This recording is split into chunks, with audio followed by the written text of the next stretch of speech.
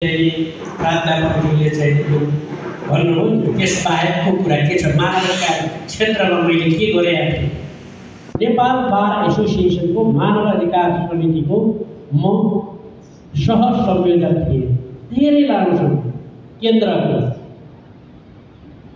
त्यसपछि मानव अधिकार संरक्षण मञ्च भन्ने थियो, पद्मरत्न तुलाधर त्यसको अध्यक्ष हुनुहुन्थ्यो, त्यसको म केन्द्रीय सदस्य थिएँ।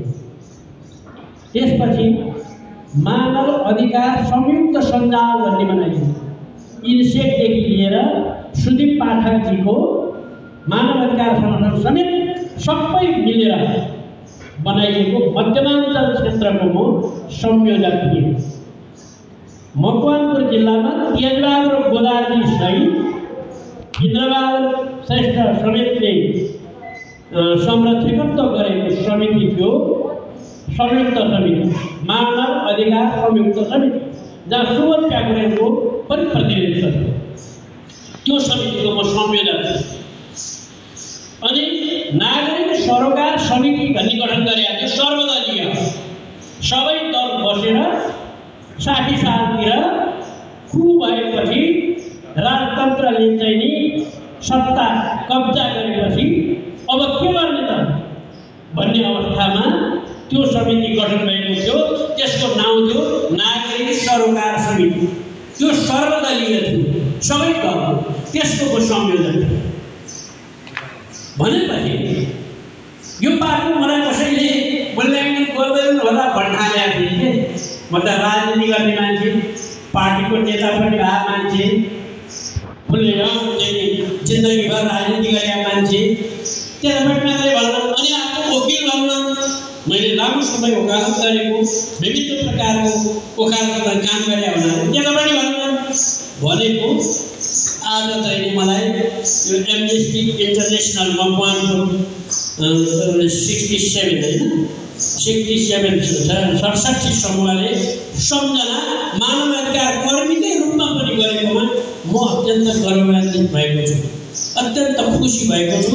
तपाईहरुप्रति आभार व्यक्त गर्दछु। किन त्यो मेरो यो पाटो धेरै कोट्याउँथ्यो। यस्ता अरू पनि पाटा होला पछि परे होला। साहित्यिक क्षेत्रमा यहाँ अनिता चाहिँ नानी चाहिँ हुनुहुन्छ, अहिले बडो जल्दो बल्दो साहित्यकार। म साहित्यिक क्षेत्रमा पनि यहाँको पहिलो साहित्य समाज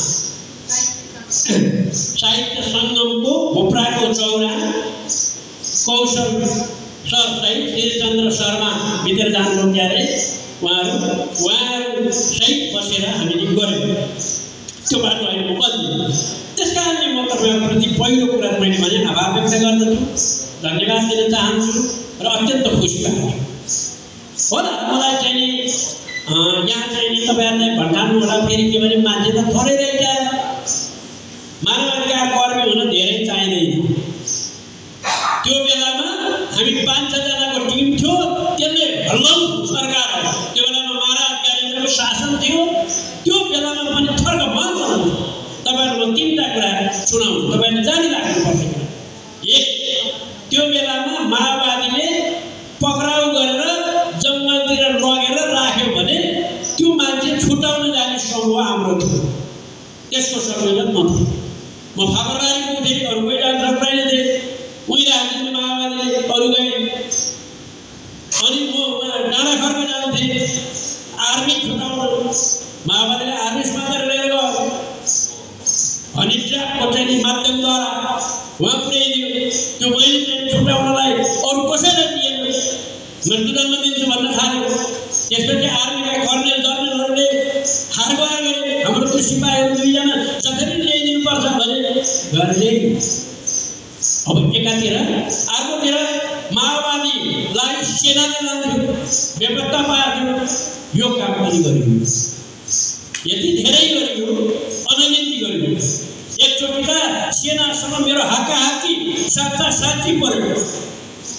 त्यो के हो त भने भिमान भन्ने ठाउँ छ तपाईँको, होइन यहीको, यहाँ यो भिमान भने यो चुरेको 12 र मकवानपुरको सिमाना हाँडीखोला भन्दा माथिको जङ्गल।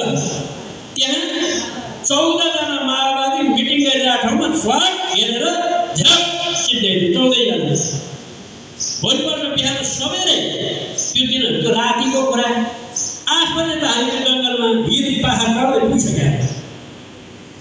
त्यहाँ गएर हामीले त्यो लासलाई व्यवस्थापन गऱ्यौँ र व्यापक रूपमा चाहिँ इन्टरनेसनलाइज गर्नु पर्यो, अन्तर्राष्ट्रियकरण गर्नु पर्यो यो कुरालाई भनेर व्यापक रूपमा जेनेरा लगायतका विभिन्न देशमा मानवाधिकार सङ्गठनहरूलाई पठायौँ। त्यसपछि सेनाले वक्तव्य जारी गर्यो। त्यो बेलाको सेनाले के भनेर वक्तव्य जारी गर्यो? तथाकथित मानवाधिकारवादीहरूले शाही नेपाली सेनालाई बदनाम गराउने उद्देश्यले जुन प्रकारको पनि हल्ला खल्ला गरे यसमा हामी खण्डन गर्दछौँ। दोहोरो भिडन्तमा मारिएको हो सेना। फेरि हामीले वक्तव्य जारी गर्यो। त्यो कम्तीको कुरो थिएन। दोस्रो कुरा उता झुरझुरे भन्ने ठाउँ छ खबरबारीमा, त्यहाँ रातभरि युद्ध भयो। दर्जनौं मान्छे मारियो। त्यहाँ पनि बिहान 8 बजे आउँथ्यो अरू कोही जान सक्दैन। हाम्रो टोली गयो। त्यो टोलीले त्यहाँ गएर मुद्दा गर्यो। त्यसमा पनि अहिले मैले भने जस्तै अन्तर्राष्ट्रियकरण गरियो। मानवाधिकार यो प्रकारको काम हो। अब अर्को डरलाग्दो काम भनेको तपाईहरुलाई अहिले पनि मलाई आश्चर्य हुन्छ। प्रीतकुमार मोक्तान र भूपेन्द्र तिमिल सिन्हा भन्ने दुईटा विद्यार्थी बेपत्ता भयो। कहाँ बेपत्ता भएर खोज्दै जाँदा त गिड चाहिँ कर्रा खोलामा, टाउको चाहिँ सामरी खोलामा बोरामा प्याक गरेर फालेको। अब यो खोज्नु पर्यो भने खोज्ने को त भन्दा यो खोज तलास गर्ने एउटा समिति बनाइयो। त्यसको संयोजक पनि सर्वदलीय मलाई दिए। मैले त्यसको चाहिँ संयोजक भएर खोजबिन गरियो, पत्ता लाग्यो। केही कालपछि एउटा व्यापारीको पसलमा बम पड्कियो। व्यापारी घाइते